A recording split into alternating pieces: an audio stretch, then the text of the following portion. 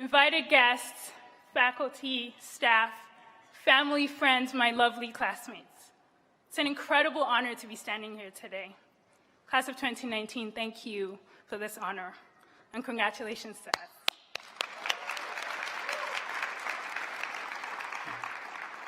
Exactly 1 week ago, I was similarly dressed and similarly drenched in sweat under another black, non-breathable robe at my medical school graduation. Much like today, I had a whole clan of people with me. My parents, cousin, aunties, uncles, friends, you name it, because one, Nigerians come in packs, and two, I consider my time at Dartmouth my people revolution. It was here, in the isolation of rural life and under the emotional, physical, and intellectual toll of graduate education, that I realized that my biggest blessings were the people in my life. Our dreams are often not ours alone. They are giant murals with pieces from people we love and who love us, and whose backs bend countless times to form the tables on which we draw the blueprints of our lives. Our partners and significant others have shown us these past 2 years that love is indeed an action. One that in this case has involved adjusting to rural New England living and an often chorused love of costumes and strange school traditions. The degrees we've received today are as much theirs as ours, and as if we haven't asked enough of them already, I'm going to ask that our dearest T'19s please stand so we can fittingly acknowledge your contributions to our lives and to the Tuck community.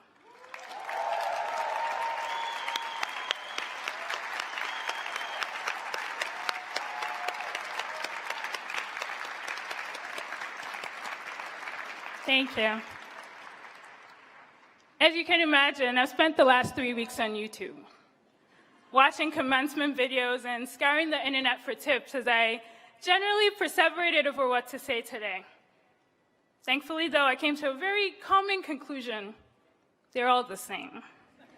And at the end, as long as I don't say anything grossly offensive, you, being the very polite people that you are, will clap.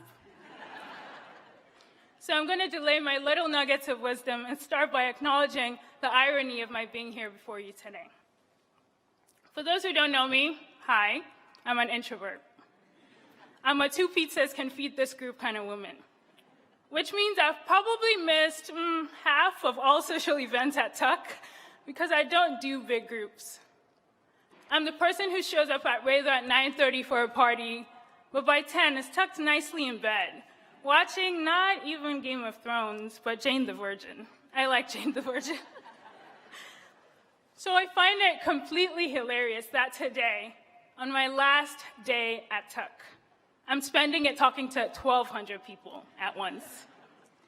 It's like I'm stuck in some strange adaptation of A Christmas Carol with me as Tolu Scrooge and Amos Tuck as the ghost of Christmas past.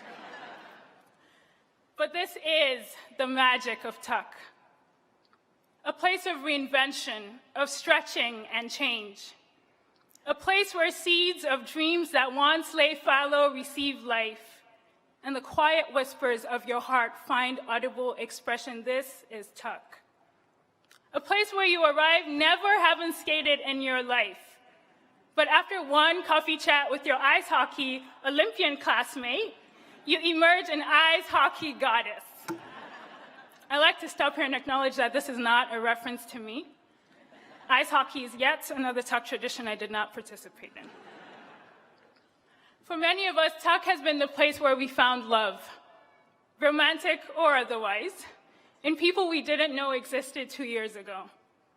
It's been the place where, despite our being on one very close side of 30 or the other, we've wrapped our bodies in bed sheets for toga parties and danced in neon outfits on the runway of Lebanon Airport.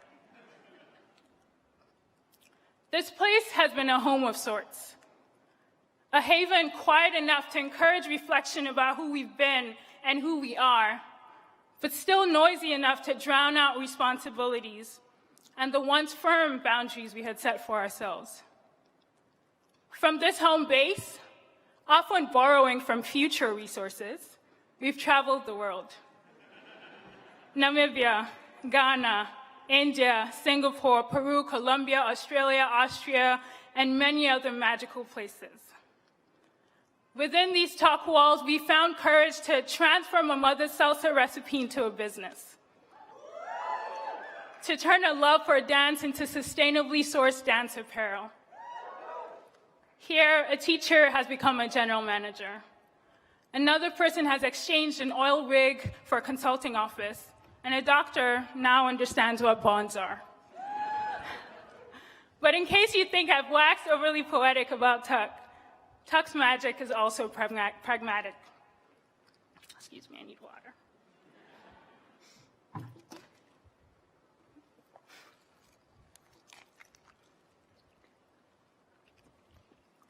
Okay, let's go.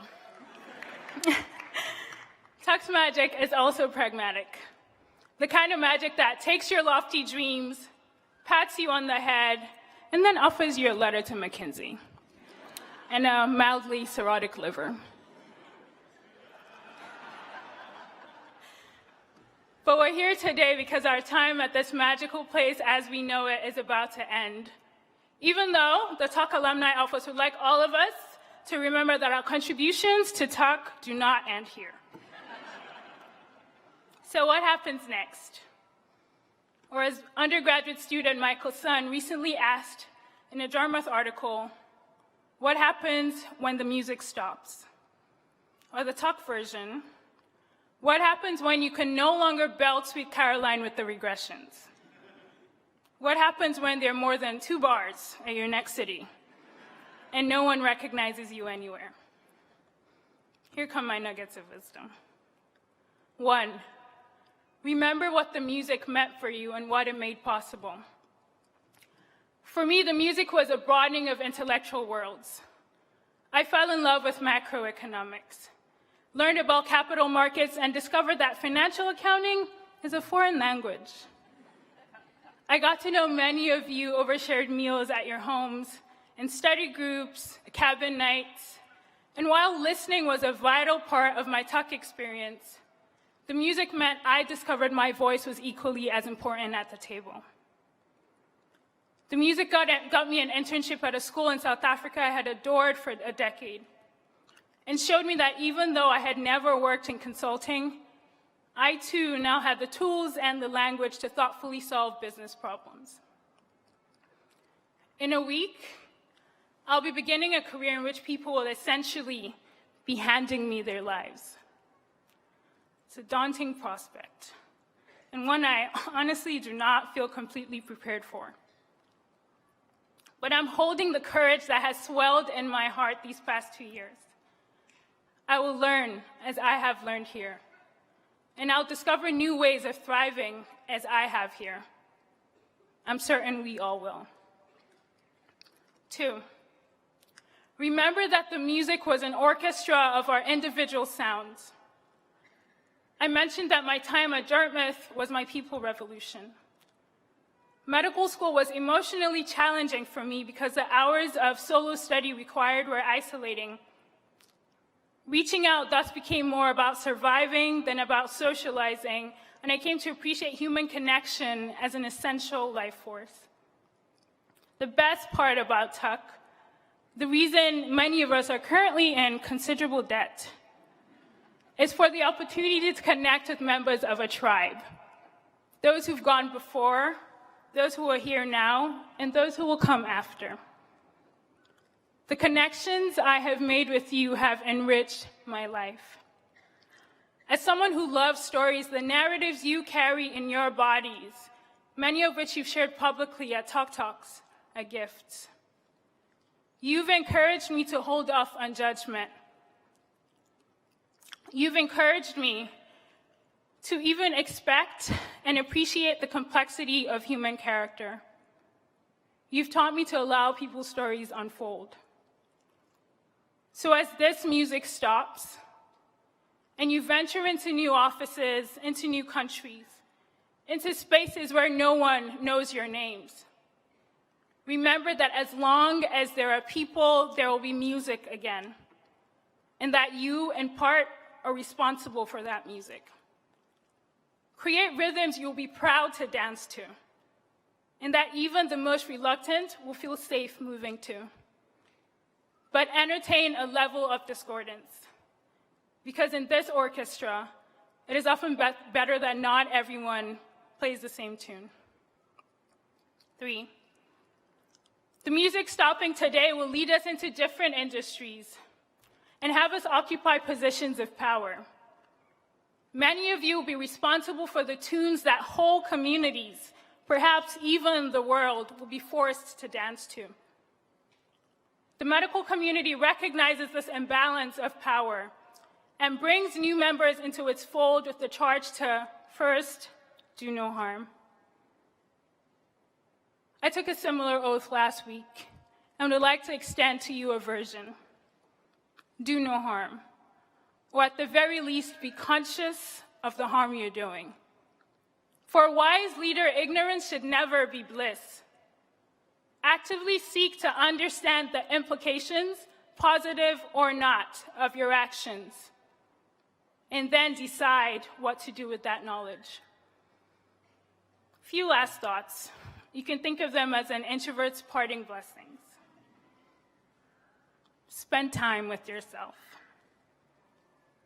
Don't be afraid to drink in the brilliance of your mind. Allow yourself to dream without interference. Wrestle with uncomfortable thoughts. Analyze the inconsistencies in your logic. Check in with yourself often. How are you feeling? How are you growing? Where are you going and why? Transformative leadership is first personal. Lead yourself, and then share that self with others. Class of 2019, I will look on these years with the greatest fondness. Thank you for expanding my world. I wish you all the very best. Thank you.